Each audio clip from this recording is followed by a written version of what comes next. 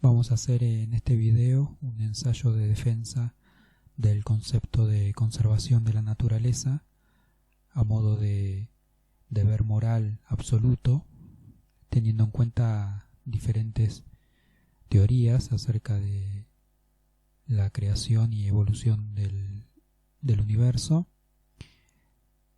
Para eso primero vamos a discriminar dos ideas acerca de lo que sería la defensa del ecosistema.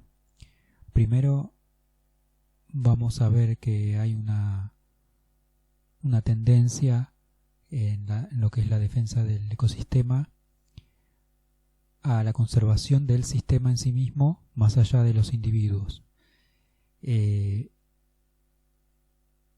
Esta primera concepción es la que genera teorías como las de Malthus, Darwin en cuestión de cuestiones sociales y biológicas o naturalistas, y el calvinismo en la religión, más allá de las diferencias cronológicas entre las teorías, ¿no es cierto? Pero todas convergen en la misma idea de la defensa del sistema más allá de los individuos, ¿no es cierto? Vemos que acá decimos que los individuos son medios, ¿no es cierto?, solamente para la conservación de un sistema. Pensado este sistema como si fuera un equilibrio. Recordemos que estas teorías proponen que hay individuos que son más aptos para el medio y por lo tanto son los que deben sobrevivir. En el caso del calvinismo, en cuanto a la religión, se propone que los individuos más exitosos son los moralmente más elevados, por lo tanto son los que merecen el paraíso.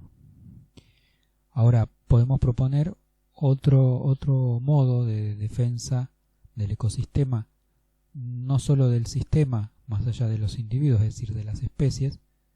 Recordemos que acá hay una lucha de especies, ¿no? Cuando decimos individuos no nos referimos a un individuo de cada especie, sino a las especies en sí mismas como individuos del sistema.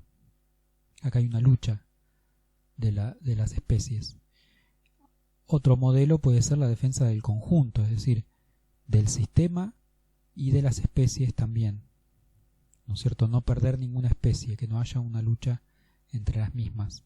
Entonces vamos a proponer a las especies como fines y no como medios, ¿no es cierto?, que serían lo que ocurre en el primer modelo. Hay especies que se sacrifican para que sobrevivan otras.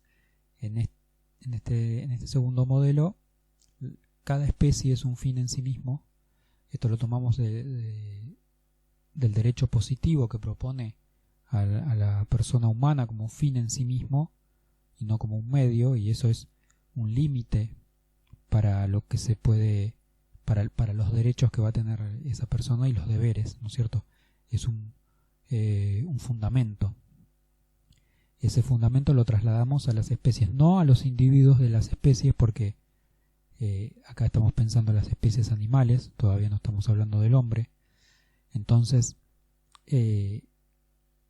¿cuál es la diferencia con el hombre? ¿Por qué en el hombre sí el individuo hombre sí es un fin en sí mismo y no el individuo de las demás especies animales? Bueno, porque el hombre es consciente, entonces no es una conciencia de especie, sino que es una conciencia individual. Cada ser humano tiene una conciencia. En cambio, los animales carecen de conciencia individual, pero tienen lo que se llama el instinto atávico, que funciona a modo de conciencia de especie, ¿no es cierto? Entonces sucede esto, que se repiten las mismas acciones como si fueran costumbres en animales de distintas generaciones, ¿no? En toda una estirpe de la misma especie se van repitiendo los mismos modos. Entonces se podría decir que hay una especie de conciencia de especie. Entonces los fines el fin en sí mismo va a ser por cada especie. Entonces de esto se deriva lo que sería la preservación de la diversidad, a diferencia del primer modelo que privilegia algunas especies en detrimento de otras. El segundo propone la preservación de la diversidad, que sería un concepto moralmente superior, porque todo lo que tiende a la universalidad siempre es moralmente superior, ¿no es cierto? Un derecho que le cabe a un grupo, como es en el primer modelo, es un concepto moralmente inferior a el que dice que ese derecho le corresponde a la universalidad, ¿no es cierto?, al universo. Después podemos hacer otra distinción en cuanto a la visión que se tiene del ecosistema, ¿no? Se lo puede pensar como un orden o como un caos. Y según las teorías que explican el mundo, parten de conceptos diferentes, ¿no? O parten de un caos o de un orden. El mundo como orden sería de donde parte el creacionismo, ¿no es cierto? Se propone que el mundo es creado como una armonía ya de una vez. Esto es un problema, ¿no es cierto? Porque ahí aparece el concepto de injusticia que tiene el ser humano, y si el mundo es perfecto, creado ya desde una vez, es muy difícil que el hombre pueda hacer ejercicio de la justicia dentro del mundo que ya está en su perfección, ¿no es cierto? Es un dilema filosófico que se crea. Si el mundo ya es perfecto desde el principio, entonces la injusticia no existe y el rol del hombre queda desdibujado. Se soluciona desde la filosofía platónica, ¿no es cierto?, con esta idea de que, bueno, ese mundo perfecto es un ideal al cual hay que llegar, y el mundo físico es un intento de llegar a ese mundo. Ahora vamos a ver cómo podemos justificar esta teoría y si es valedera. La segunda concepción es el mundo como caos, y de acá parte el evolucionismo, ¿no? Porque las ideas de Darwin parten de esto, de que el mundo es un caos en el sentido de que todos los elementos están en una lucha continua, ¿no es cierto? Se podría decir que están en desequilibrio continuo, o en el conjunto, viendo el conjunto, se conforma un equilibrio por esa lucha continua, pero se parte de la idea de que hay elementos que se contraponen continuamente y eso obviamente es caótico. Se llega a un orden, o lo que termina proponiendo la teoría de Darwin es eso, ¿no? Que la evolución o la selección natural vendría a ser ese orden en definitiva. Este sentido de evolución aparece en la filosofía de Hegel, o en las interpretaciones que se hacen de Hegel, esta idea de que la historia también es una evolución, y de acá surge la idea del deber ser, de que el mundo debe ser de determinada forma, ¿no es cierto? Esta idea de que el mundo está evolucionando, por lo tanto todavía es un mundo injusto, y evoluciona hacia la justicia, evoluciona hacia una perfección. Entonces vemos que acá sí cabe la idea de la injusticia, es decir, el hombre sí puede ver la injusticia en el mundo, porque el mundo no es una armonía, no es perfecto. En tercer lugar aparece el problema del rol del hombre en la naturaleza, ¿no? Porque generalmente tenemos la idea, cuando se habla de ecología, de esta imagen del hombre destruyendo el ecosistema, y todo lo que produce el hombre aparece con la idea de artificialidad, ¿no es cierto? Lo que hace el hombre, lo que incide el hombre en la naturaleza, se lo ve como artificial, como algo que no debiera ser. Recordemos que ya teníamos la idea esta de que el mundo debe ser de determinada manera y no de otra, ¿no? Que aparecía acá.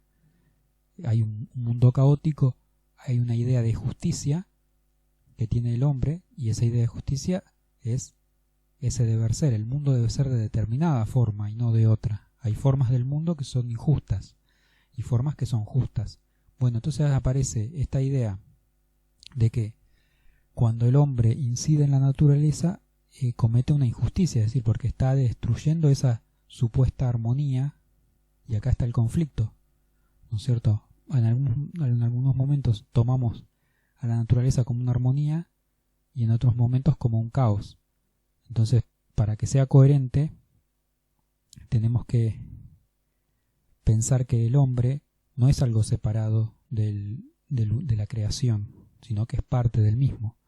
Porque esta idea de que cuando el hombre incide en la naturaleza la está destruyendo, la está descomponiendo o está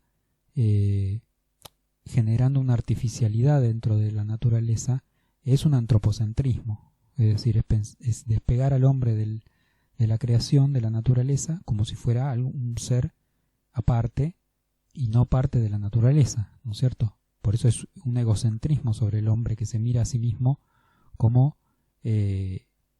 algo distinto a la naturaleza. Entonces lo que crea el hombre aparece con la etiqueta de artificial y no de natural, cuando en realidad el hombre surge de la naturaleza y por lo tanto lo que produce el hombre también es parte de la naturaleza.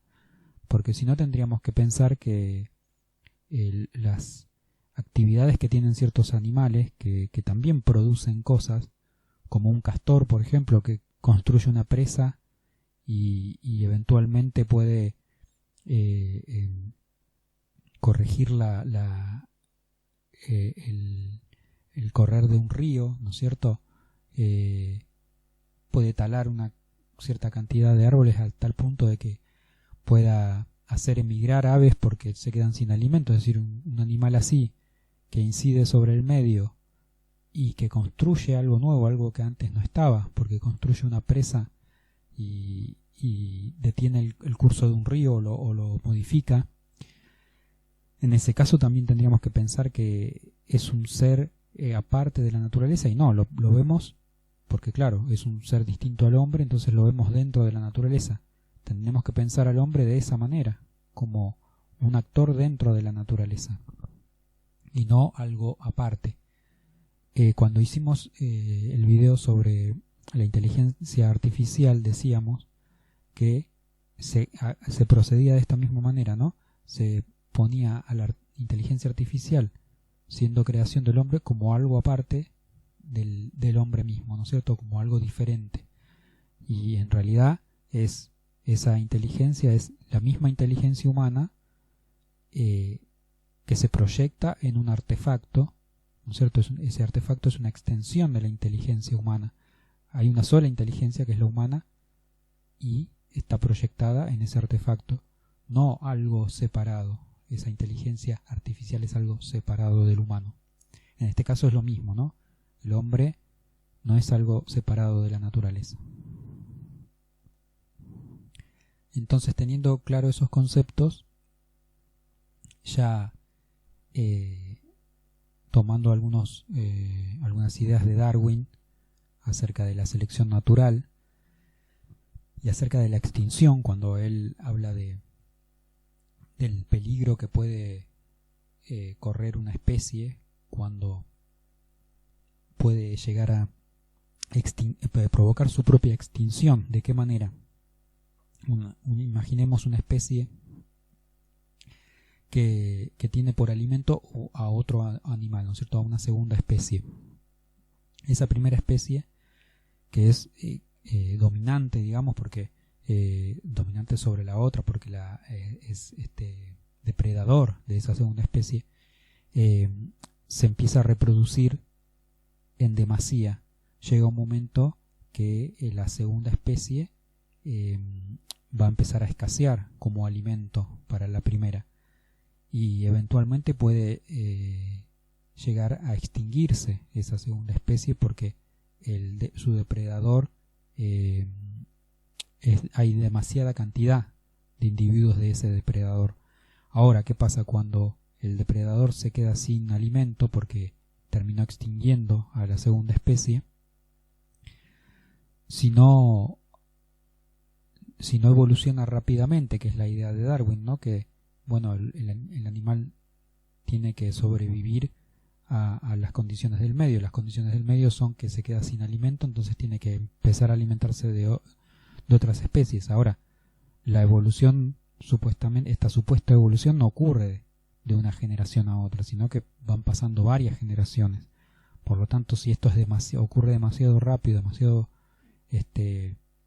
pronto, esa primera especie también se termina extinguiendo por su propia reproducción, así porque se reprodujo demasiado. De acá salen, esto justifican desde la biología las ideas de Malthus, ¿no es cierto? Porque si lo trasladamos al ser humano sería exactamente el mismo esquema, ¿no es cierto? El ser humano que se reproduce en demasía y el mundo le termina quedando chico y le termina quedando muy poco alimento y el ser humano se termina destruyendo a sí mismo en guerra por ese alimento. Y además hay que tener en cuenta que Darwin también justifica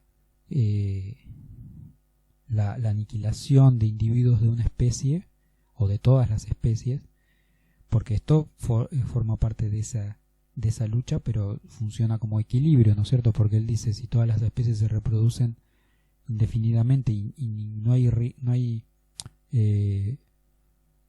destrucción de los individuos de las especies, rápidamente pueblan el mundo y no hay espacio para todos. Ahora, ¿cómo puede entonces, si hasta acá este esquema serviría para estas ideas de ese primer modelo que decíamos, del darwiniano malthusiano, ¿no es cierto?, donde algunas especies sobreviven, las más aptas sobreviven y las otras no? Ahora, si tomamos como punto de partida el segundo modelo, el de la preservación de la diversidad, es decir, la preservación de todas las especies, no de todos los individuos en cuanto a los animales, pero sí de todas las especies,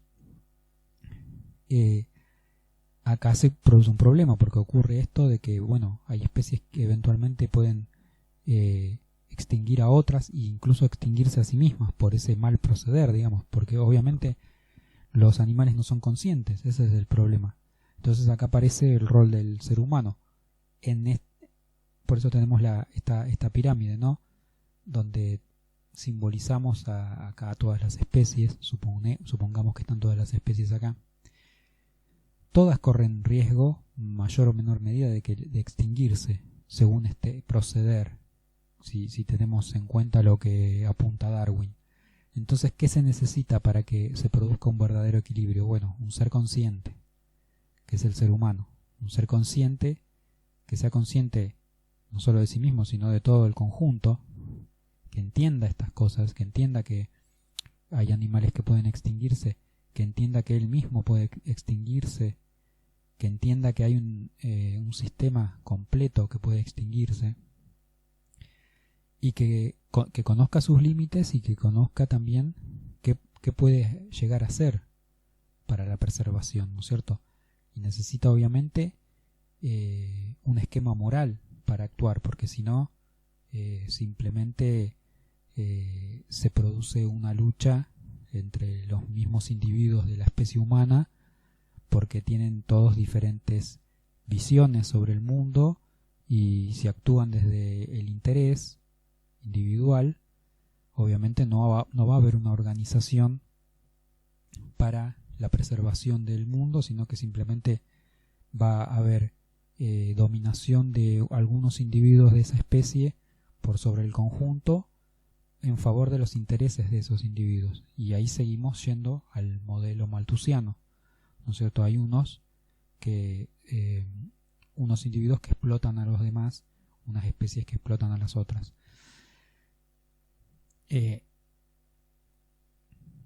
Entonces, por eso es necesario que en el ecosistema haya una especie que sea consciente de individuos, una especie de individuos conscientes. Cada individuo debe ser consciente, porque es la única manera de poder ver el conjunto, no al modo de el instinto atávico de las especies animales, porque es un nivel de conciencia que no alcanza a ver el conjunto, sino que solamente se centran en su supervivencia, en la supervivencia de su especie y no en la de las otras. En cambio, el ser humano, el modo de conciencia humana, sí alcanza a ver el conjunto porque discrimina entre el individuo y el conjunto. Entonces puede discriminar también entre distintas especies y entre el sistema completo. Ahora decíamos que es necesario que tenga, que vea esto como un deber moral y que tenga un objetivo. Entonces, si tenemos a este ser consciente como administrador del ecosistema, va a tener un objetivo. Ese objetivo es la conservación de la diversidad, y eso va a ser igual al orden, a ese orden que pretendíamos en un principio. Y acá vemos que ya no hay una contradicción con lo religioso, esa idea de que el mundo es creado perfecto, porque claro, la perfección no es dada desde el principio, sino que es dada a través de un mecanismo. Y en ese mecanismo la pieza clave es el ser humano, la especie humana. ¿Por qué? Porque es consciente y entonces puede actuar sobre el medio. Y por eso era necesario que entendiéramos que la actuación del ser humano sobre el medio ambiente no es algo artificial, sino que es parte de la naturaleza. El tema es que lo que se tiene que discutir es qué tipo de intervención tiene que hacer el hombre. Esto se debe convertir en máxima universal, como decíamos antes, porque es necesario, si lo que se pretende es la conservación de la diversidad, tiene que alcanzar a todos los individuos y no a algunos, ¿no es cierto? La salvación no puede ser para algunos, y esto también tiene que ver con un tema religioso. La salvación no es para unos, sino para todos. Entonces, es necesario que sea una máxima universal, y por eso es moralmente superior, porque la universalidad siempre hace que un concepto moral sea superior a uno que es parcial, y es un deber moral absoluto. Y acá vemos que aparece la cuestión del valor absoluto, que está en crisis hoy en día, ¿no es cierto?, donde se propone que no hay valores absolutos, todo es relativo, ¿no es cierto? Los valores morales son relativos. Acá aparece un valor moral que no puede ser discutido. No se puede decir que podría ser moral destruir la naturaleza. Es decir, este es un valor que se tiene de acá para siempre, ¿no es cierto? No podemos pensar que en un futuro alguien haya una civilización que pretenda que es moralmente bueno destruir la naturaleza. Siempre se va a pensar que la conservación de la naturaleza es buena, incluso si pudiéramos ir al pasado y advertir sobre a los antepasados sobre los problemas que acarrea la intervención en la naturaleza, también lo tendríamos como un valor moral superior por sobre el de aquellos que están en el pasado. Los antepasados, por ignorancia, no adquieren todavía este valor moral, pero no podríamos respetar como moralmente bueno que se nos imponga la intervención de la naturaleza indiscriminada sin prever las consecuencias. Y por último, se dilucida la cuestión de la intervención del hombre en la naturaleza, es decir, si el ser humano tiene que simplemente apartarse de la naturaleza, desde esta visión que decíamos antes de que el hombre es algo que está aparte de la naturaleza, y la intervención del hombre en la naturaleza es dañina, como si fuera algo artificial, algo que viene a modificarla en su deber ser. Entonces simplemente tiene que correrse y dejar hacer esto, y sugeriría que la extinción del ser humano sería un bien para la naturaleza, ¿no es cierto? Pero esto teniendo en cuenta esa primera visión de que el mundo ya es dado como una perfección desde el principio, pero vimos que no es así. Por lo tanto, el corrimiento del hombre, la extinción del hombre no sería lo mejor para la naturaleza, porque seguiría produciéndose este problema de la posible extinción de algunas especies, de unas especies por otras, y incluso de algunas especies por sí mismas, ¿no es cierto? Entonces, la extinción del ser humano no sería lo óptimo que le podría ocurrir a la naturaleza, sino al contrario. El ser humano, en vez de dejar que simplemente la naturaleza corra, lo que tiene que hacer es intervenir. El tema a discutir es de qué forma tiene que intervenir el hombre en la naturaleza con el objetivo de la preservación de todas las especies. Y recordemos que hacemos la distinción de las especies animales y el ser humano en cuanto a la conservación de los individuos, porque decíamos que el ser humano tiene conciencia. Entonces sí, cada ser humano, cada individuo de la especie humana es un fin en sí mismo. En cambio en las especies no, las especies son un fin en sí mismo como especie y no como individuo, ¿no es cierto? Porque esto derivaría, si no, en el dilema del consumo de animales, ¿no es cierto?, por parte del hombre, y incluso el consumo de unos animales por otros, ¿no es cierto?, sería un problema para toda la cadena si se pensara que cada individuo es un fin en sí mismo, porque habría que preservar la vida de cada individuo, de cada especie animal. Pero pensándolo desde el punto de vista de que no es un fin en sí mismo cada individuo de la especie, sino la especie en su conjunto, y teniendo como límite la fatalidad, que es la necesidad de preservación de todas las especies. Para que se preserven todas las especies es necesaria esa cadena, ¿no es cierto? Y ya lo vimos que con el tema de Darwin, cómo unas especies se equilibraban con otras, ¿no? Entonces se equilibra toda la cadena y se preserva así a cada individuo de la especie humana como fin en sí mismo por la cuestión de la conciencia. Dejamos en la descripción el link a la bibliografía donde vamos a subir la obra de Darwin, El origen de las especies.